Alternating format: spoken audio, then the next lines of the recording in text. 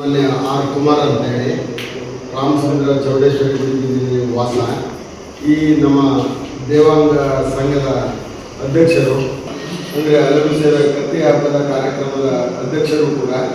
ಇವರ ಒಂದು ಅಧ್ಯಕ್ಷತೆಯಲ್ಲೇ ರಾಮಚಂದ್ರದಲ್ಲಿ ಇವರು ಆರ್ ಕುಮಾರ್ ಅಂತೇಳಿ, ಇವರು ಉಮೇಶ್ ಅಂತ ನಮ್ಮ ದೇವಾಂಗ ಕುಲಬಾಂಧವರೇ.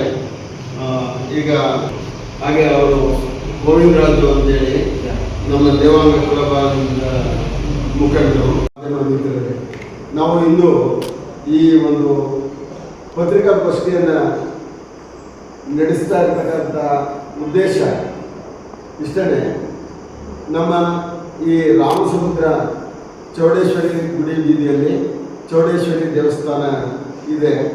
ಇದು ಪುನಃ ಪುನರುಜ್ಜೀವನಗೊಂಡು 47 ವರ್ಷಗಳು ಕಳೆದಿದೆ.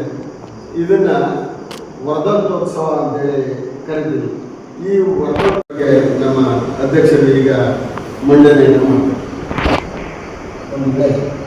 ಚಾಮರಾಜನಗರ ರಾಮಚಂದ್ರ ದೇವಾಲಯದಲ್ಲಿರುವ ಚೌಡೇಶ್ವರಿ ದೇವಸ್ಥಾನದಲ್ಲಿ 42ನೇ ವರ್ಷದ ವಾರ್ಷಿಕ ಸಮಾರಂಭವನ್ನು ಇಟ್ಕೊಂಡಿದ್ವಿ. ಅದೇ ರೀತಿ ಪ್ರತಿ ವರ್ಷವೂ ಕೂಡ 9 ದಿನ ಮಾಡ್ಕೊಂಡು ಬರ್ತಾ ಇದ್ದೀವಿ. ಈ ಸಾರಿ ತಾಯಿ ಅನುಗ್ರಹದಿಂದ ಅರಿವು ಸೇವೆ ಅಂದರೆ ಕತ್ತಿಯನ್ನು ಮಾಡಬೇಕು ಅಂತ ನಿರ್ಣಯದಿಂದ ನಾವು ಮುಂದುಕೊಂಡಿದ್ದೀವಿ. ಇದು ವಿಚಾರವಾಗಿ ಇದರ ಹಿನ್ನೆಲೆನ ನಮ್ಮ ಉಮೇಶ್ ಅವರು ಹೇಳ್ತಾರೆ, ಅದನ್ನು ತಿಳ್ಕೊಳ್ಳಿ.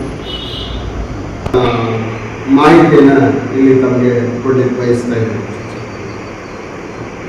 47ನೇ ವರ್ಷದ ವರ್ಧಂತೋತ್ಸವ ಮತ್ತು ಕತ್ತಿ ಹಬ್ಬದ ಆಹ್ವಾನ ಪತ್ರಿಕೆ ಅಂತೇಳಿ ಶ್ರೀ ರಾಮಲಿಂಗ ಚೌಡೇಶ್ವರಿ ಅಮ್ಮನವರ ದೇವಸ್ಥಾನ ರಾಮಚಂದ್ರ ಇವರ ಕಡೆಯಿಂದ ಆಹ್ವಾನ.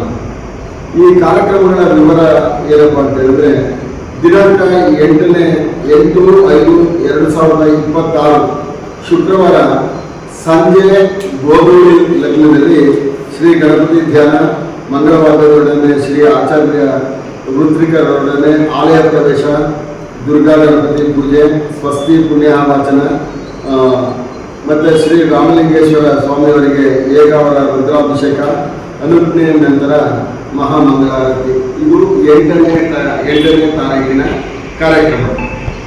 ಹಾಗೆಯೇ 9ನೇ ತಾರೀಕು ಶನಿವಾರ ಶ್ರಾವಣ ನಕ್ಷತ್ರ ಸಪ್ತಮಿ ಸ್ವಸ್ತಿ ಪುಣ್ಯವಾಚನ, ನಾಂದಿ ಮಾತೃಕಾ ಪೂಜೆ, ಆಚಾರ್ಯಾದಿ ವರ್ಣಂ, ಪಂಚಗೌರ ಮಿಲನ, ರಕ್ಷಾಕಂಕಣ ಪೂಜೆ ಮತ್ತು ಧಾರಣೆ, ಗಣಪತಿ ಪೂಜೆ, ನವಗ್ರಹ ಆರಾಧನೆ, ಸರ್ವತೋ ಭದ್ರಮಂಡಲ ಪೂಜೆ, ಪಂಚವಿಂಶತಿ ಕಲಶ ಸ್ಥಾಪನೆ, ಪರಿವಾರ ಸಹಿತ ಶ್ರೀ ರಾಮಲಿಂಗೇಶ್ವರ ಸ್ವಾಮಿ ಮತ್ತು ಶ್ರೀ ಚೌಡೇಶ್ವರಿ ದೇವತಾ ಪೂಜೆ, ಗಣಪತಿ ಹೋಮ, ನವಗ್ರಹ ಹೋಮ.